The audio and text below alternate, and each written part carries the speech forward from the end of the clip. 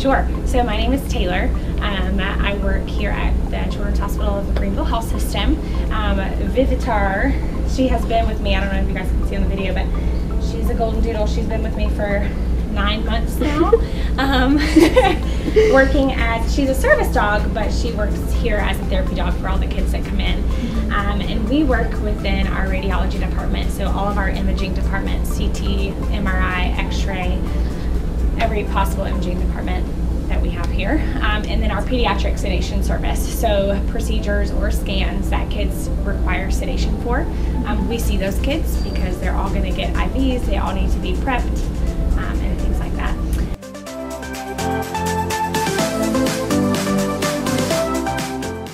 So, you know, child life specialist is an advocate, is a teacher. We're here to be a friend to the patients, somebody that they can trust, because it's important to have that relationship when it comes down to procedures, and then trusting you what you say about certain things.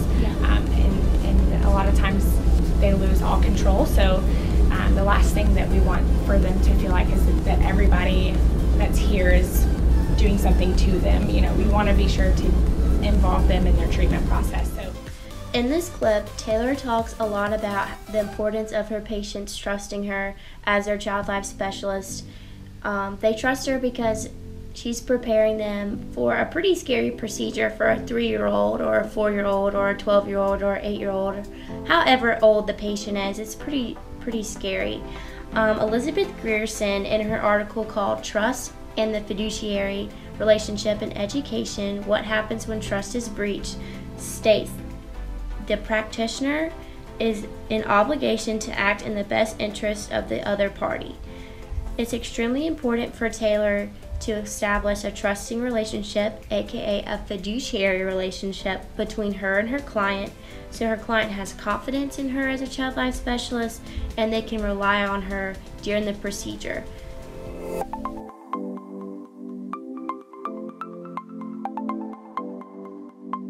IV starts. I actually brought some of my stuff so you can see it. So we use a lot of these medical dolls or different things. It could be the kids' stuffed animal if they wanted to. So if they're anxious about an IV or a needle poke, we walk them through step by step what that means and what it's going to be like for them, and then help them come up with coping techniques. So deep breathing, or do they want to be distracted during it so they don't have to look at it? So do you want to use a book, or do you want to use an iPad, or do you like bubbles? So kind of giving them control in that situation. So that's stuff that we use. If the kids are younger, you might not do as much preparation because their understanding is a little bit different. So then you might pull out something that's a little bit more age appropriate, like this, if I can figure out how to open this. It has little medical play equipment, like I guess that's a thermometer, but it could be a shot too. There's a blood pressure cuff in here, and it talks. And it sings. And there's a little Band-Aid. So, you know, just getting them comfortable with those things before it actually happens to them. At least they know where all the stuff goes.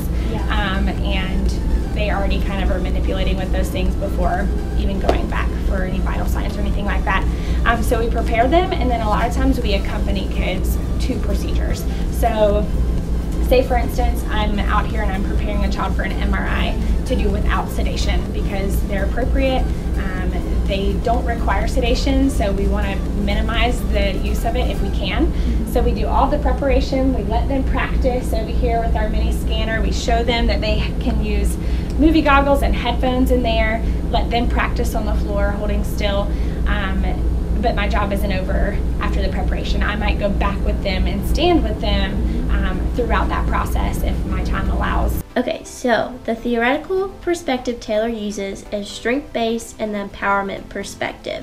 The textbook states that this is to have the person or patient, in our case, experience a sense of control in one's lives and the feelings of competence, that they understand what's going on. So Taylor uses her child life room and the toys and the dolls and the models to help the child understand what's going on in their medical procedure, what's going to happen, and so they still feel in control of their body throughout the whole thing. They don't feel like they don't know what's going on, so they won't panic, so they're confident within themselves. and they can do the procedure without any problems like they're supposed to, so it goes really smoothly.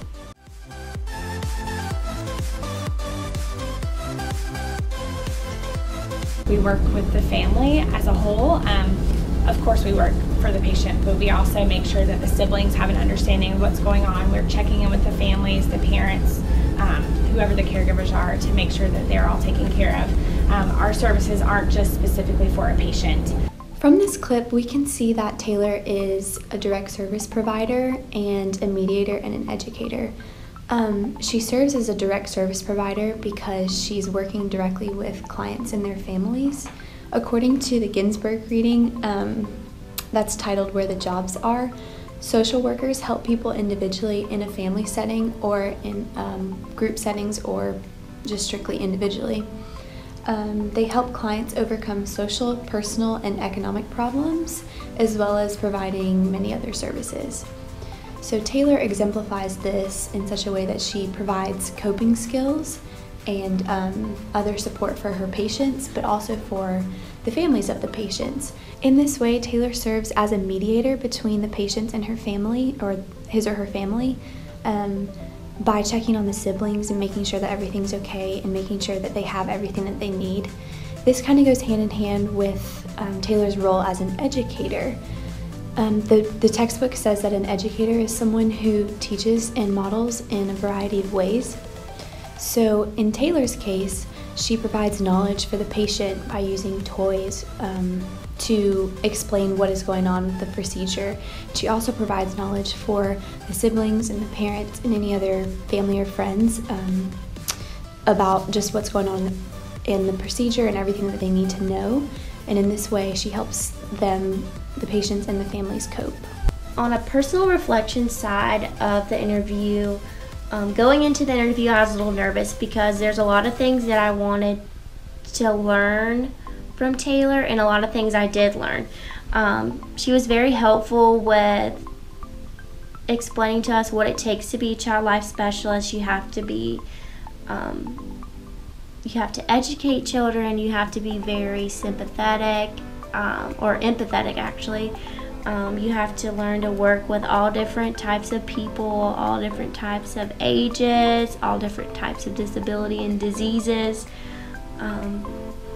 But it really resounded with me. She had a lot of great career advice also, talking about like volunteer opportunities and what you need to do to prepare yourself, what it takes to be a child life specialist, what her favorite parts of her job were, and I just thought all of that had a big impact on me. And throughout this course, I've really given a thought into what I want to do when I graduate Clemson, and I've really been leaning toward child life specialist. So this was a really powerful project for me to participate in, because I was able to learn firsthand what it takes to do what I want to do when I graduate Clemson, and it was really great to get a glimpse at a real life experience too. So I'm really thankful for Taylor giving us the interview and the time she did. So I loved this experience with Taylor. I thought that her insight was amazing. I thought that she gave us great knowledge into what it's like to be a child life specialist and what it's like to work in the clinical settings. This was really important and intriguing to me because I am hoping to one day become an occupational therapist, and I loved being able to draw ties between my future job as an OT and other people that I might work with on a team, such as a child life specialist. I also thought that her insight that she gave for how it relates to my major as recreational therapy was really cool, because I could help me tie between a social worker and a recreational therapist, just based on what she said about being an educator and a teacher and someone that the patients can trust, because I will definitely need that in my future setting as an occupational therapist or as a rec therapist.